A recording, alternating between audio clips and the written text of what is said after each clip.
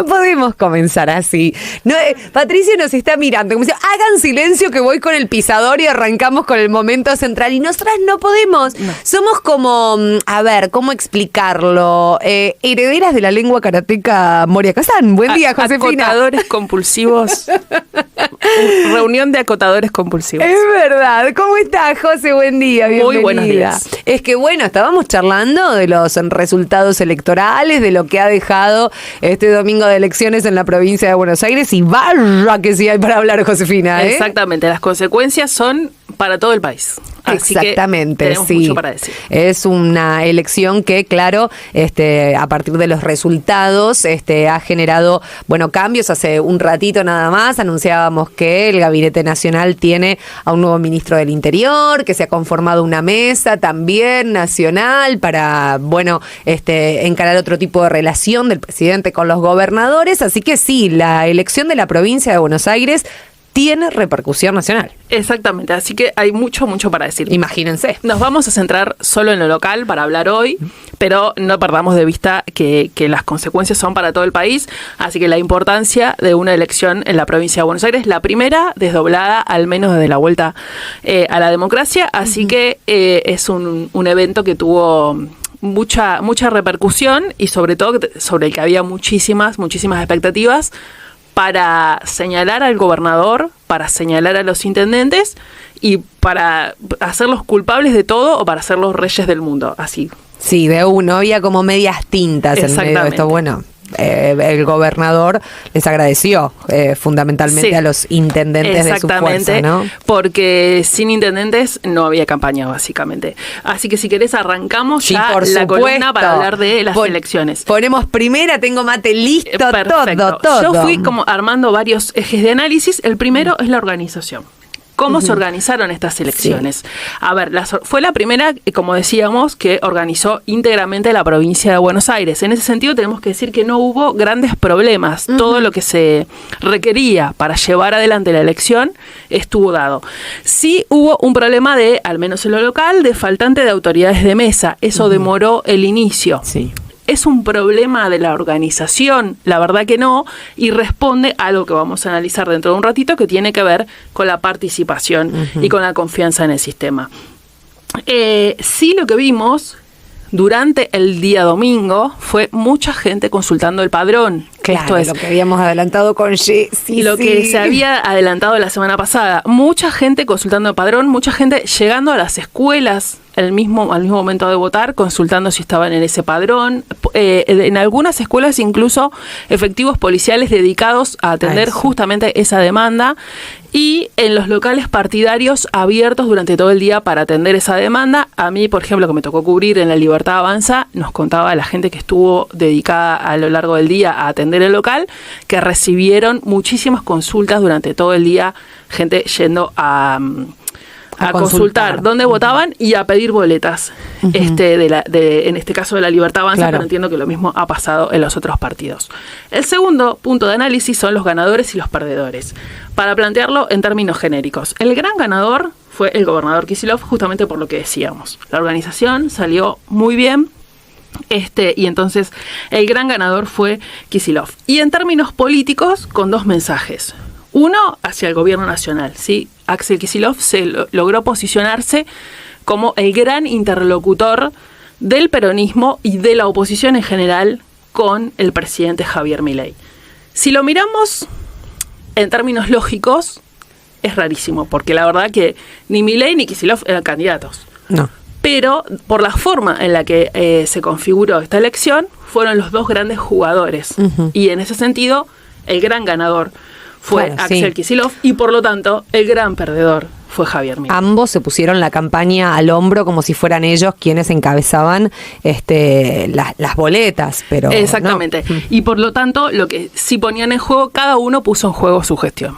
¿Sí? Y entonces, Kicillof fue el gran ganador, con dos mensajes, como decíamos, uno hacia el gobierno nacional y el otro hacia dentro del peronismo, donde también hay una gran disputa de liderazgo. No nos vamos a meter mucho en eso, pero hay una gran disputa de liderazgo, y entonces Kicillof ahí se anotó unos cuantos, por Exactamente. casos. Sí, porque estaban todas las personalidades fuertes del peronismo allí en ese acto, los que no podían estar, como Cristina Fernández, mandaron su audio, Exacto. muchos porotos y por ahí. todo lo que pasó en la previa, donde Claro. hubo muchísimos cuestionamientos a esta organización, Sí. a este desdoblamiento, a la formato de las listas, a las postulaciones de candidatos, bueno, todo lo que pasó, ya sabemos todo lo que pasó.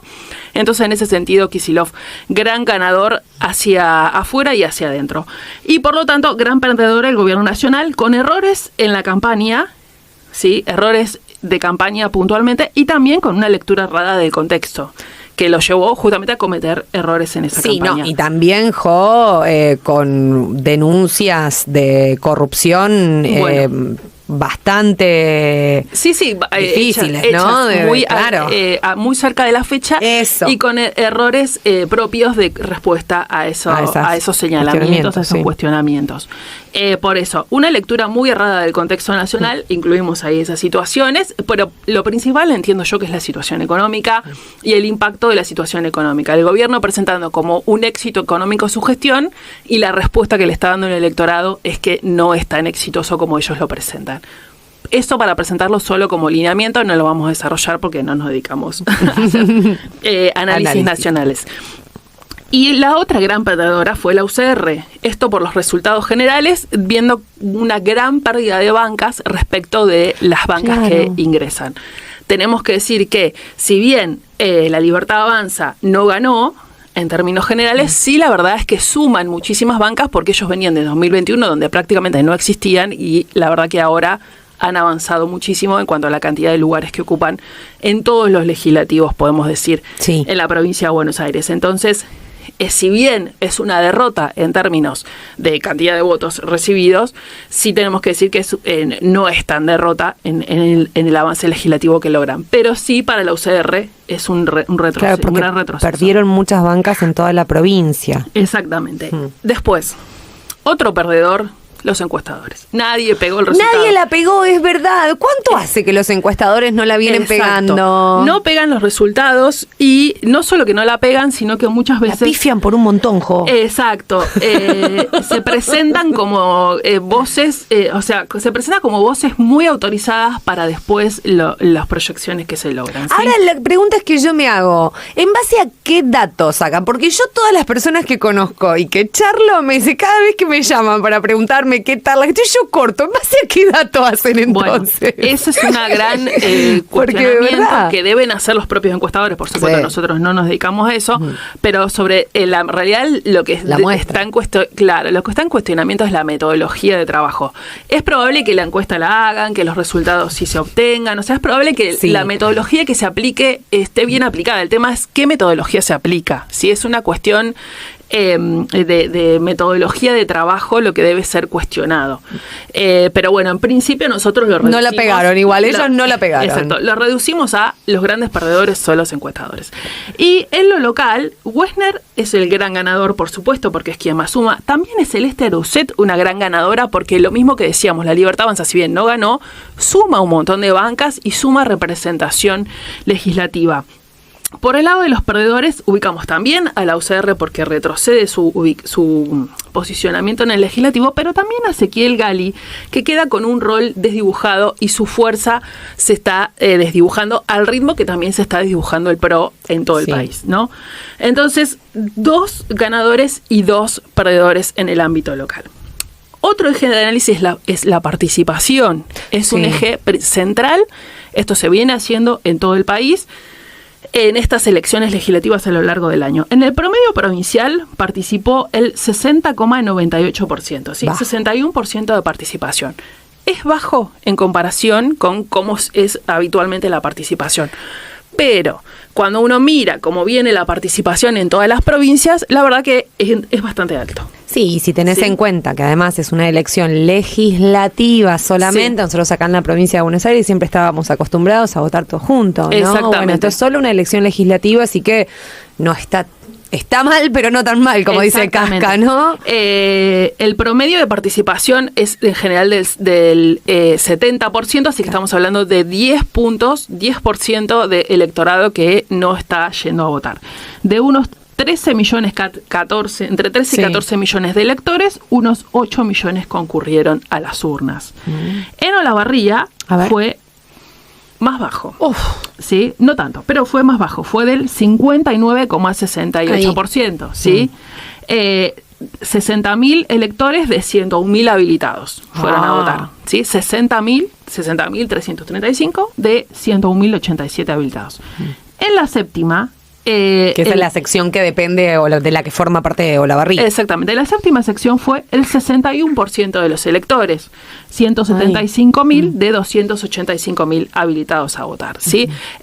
También son participaciones muy bajas, son históricamente las más bajas, pero aún así en el contexto nacional no son tan bajas como se vienen viendo en otras provincias. Bueno, sí, o en otros distritos, en Capital fue mucho más baja, la participación había sido de 50 y algo. Exactamente. Por eso es que decimos que si bien es históricamente es un dato histórico la caída de la participación, en el contexto nacional no es tan malo, pero sí, por supuesto, es una alerta, y nosotros en este contexto de baja participación es donde le estoy hablando como si fuéramos muchos y yo sola, bueno, con mi equipo.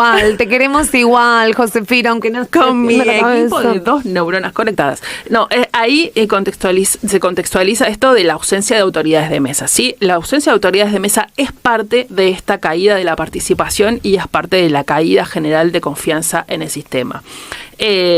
Cuando podemos trazar una conexión entre esta cuestión de decepción de la gente con la gestión nacional, decepción de la gente con el sistema electoral, ¿sí? Hay una conexión ahí entre esas dos cuestiones. Otro aspecto a analizar es el voto en blanco. ¿Cómo fue el voto en blanco? El promedio provincial estuvo entre 9 y 10%, y esto es un promedio histórico, ¿sí? No se modificó el voto en blanco. Mira. La decepción de la gente no se tradujo en el rechazo a las candidaturas, se tradujo directamente el rechazo al sistema, no fueron a votar. Los más decepcionados directamente no fueron a votar.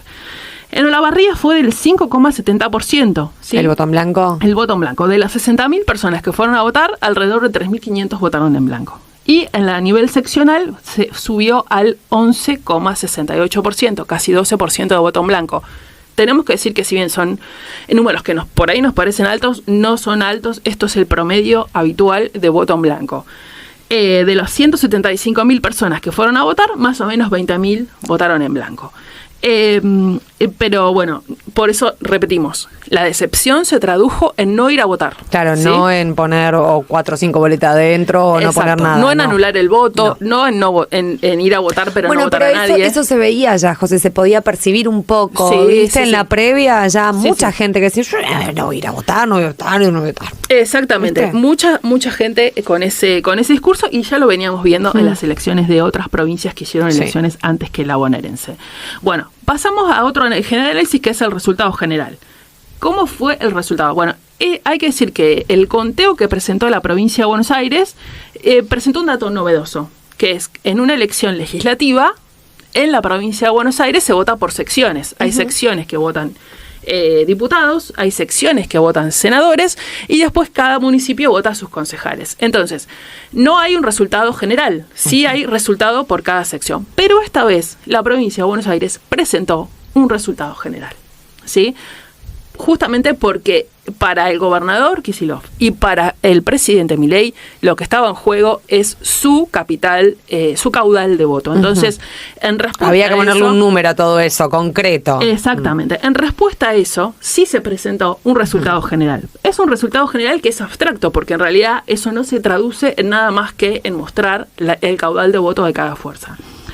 Pero bueno, en ese sentido, Fuerza Patria obtuvo 47% de los votos, 47,28%, y La Libertad Avanza obtuvo 33,71%, ¿sí?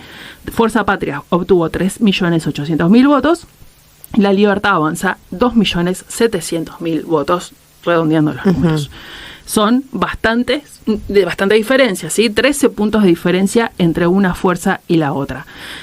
Y Somos Buenos Aires obtuvo el 5,25% de los votos, y estos son 424.000 votos. Esto es lo que decimos el retroceso de la UCR. ¿Sí? La UCR iba en una alianza que se llama Somos Buenos Aires. Claro, pasa que la UCR, el radicalismo quedó muy desdibujado desde la asunción de Milei, con los distintos representantes que iban, que no, que sí, que no. No y tuvo fue muy una difícil postura armar. clara a favor o en contra de la gestión nacional. No les decían algunos radicales con peluca, ¿no? Exactamente. Algo así. Tuvo posturas muy, muy cambiantes, incluso muy, muy cercanas a la gestión nacional, y no quedó clara un posicionamiento. No quedó claro un posicionamiento, y eso conspiró a la hora de hacer la presentación general. Y también tenemos que decir que si bien tanto Axel Kicillof como Javier Milei se pusieron al frente de la campaña y pusieron su cara y buscaron de alguna manera disputar sus gestiones, lo que se tradujo a los municipios fueron campañas netamente locales. Sí. Entonces, si yo te pregunto ahora quiénes eran los candidatos a senadores de la UCR, la verdad es que vos no lo vas a saber, yo no los voy a saber, nadie los va a saber. No, nunca vinieron a la barrilla, solo para hablar de la séptima, Sí, nunca vinieron claro. a la barría, no se presentaron, no sabemos quiénes son en términos de sus personas. Entonces, bueno, eso también conspira a la hora de reunir votos seccionales. Claro.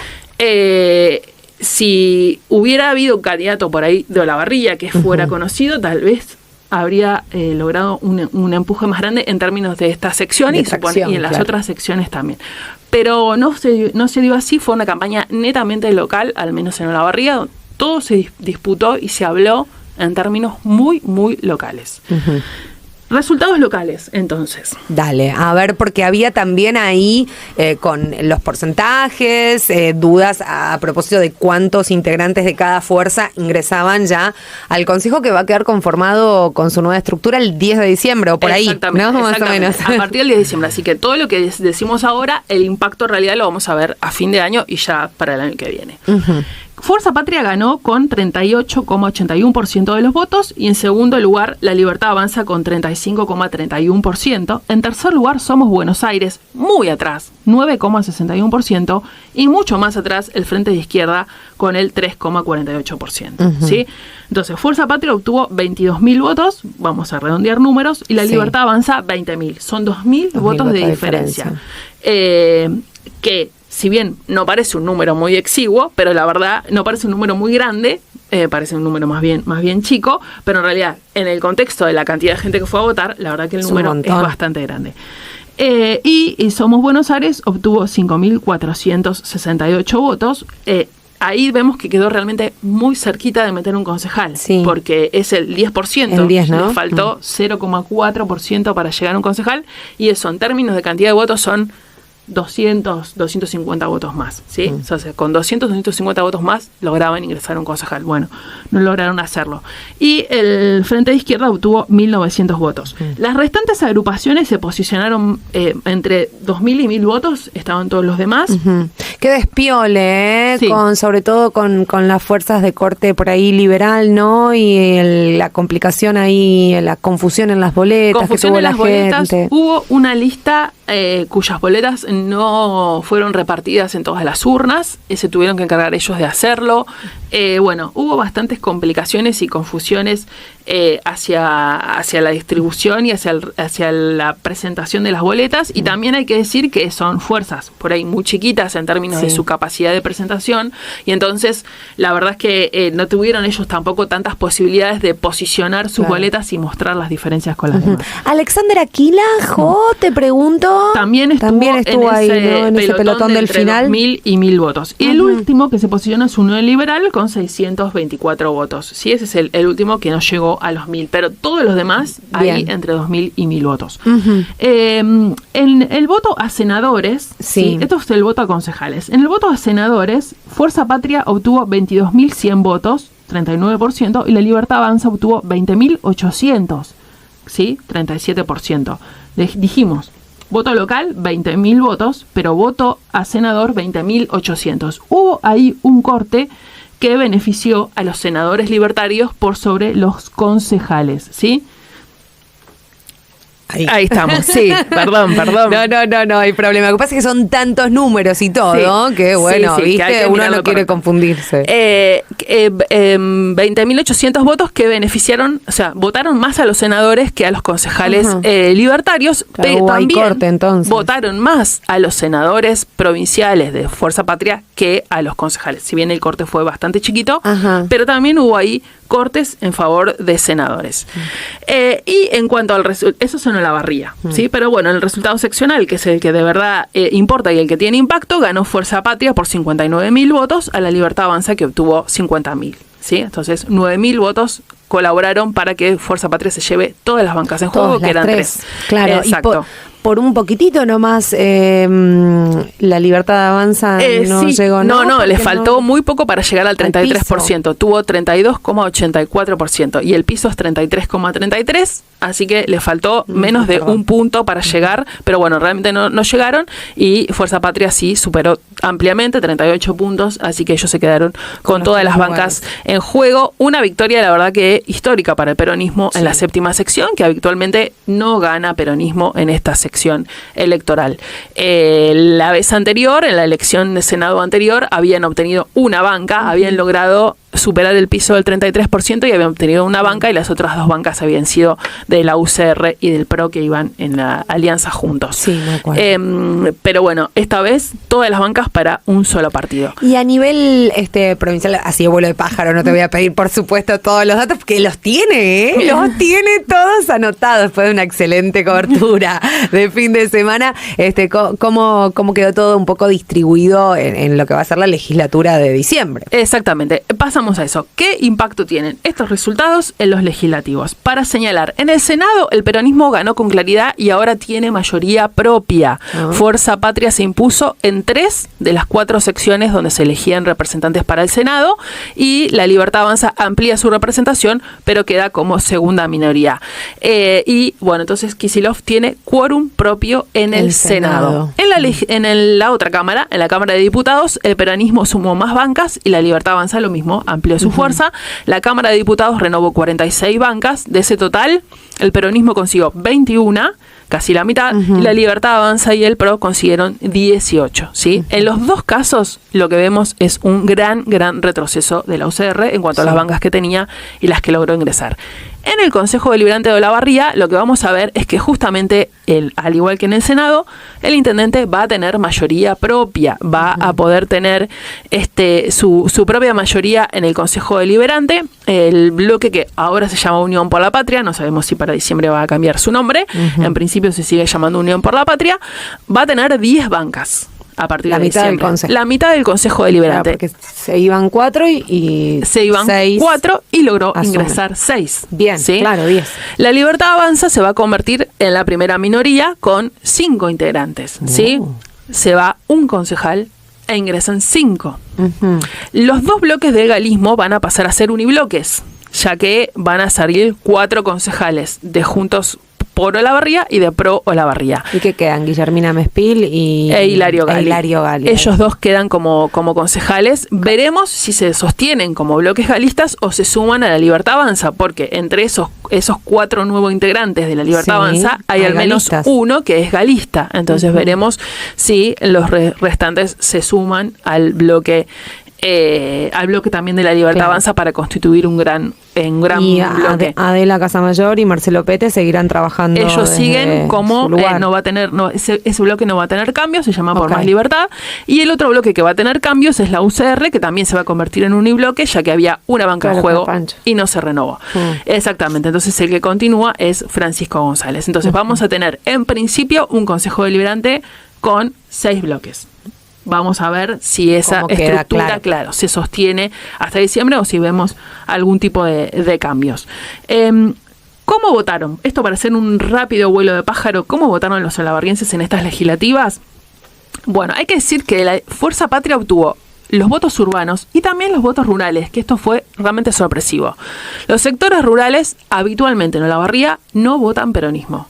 No votan mayoritariamente, no quiere decir que no votan. Sí. No votan mayoritariamente. Pero esta vez la verdad es que en varios sectores rurales sí obtuvo victoria el oficialismo municipal. solo 2 fuerzas se repartieron todos los circuitos, que fue Fuerza Patria y La Libertad Avanza. ¿Sí? Ellos fueron los únicos 2 que ganaron todo. En cuanto a los resultados urbanos, hay que decir que el mapa es muy similar a las PASO de 2023. ¿Sí? Las PASO, las primarias anteriores, dejaron un mapa de resultados muy similar a este.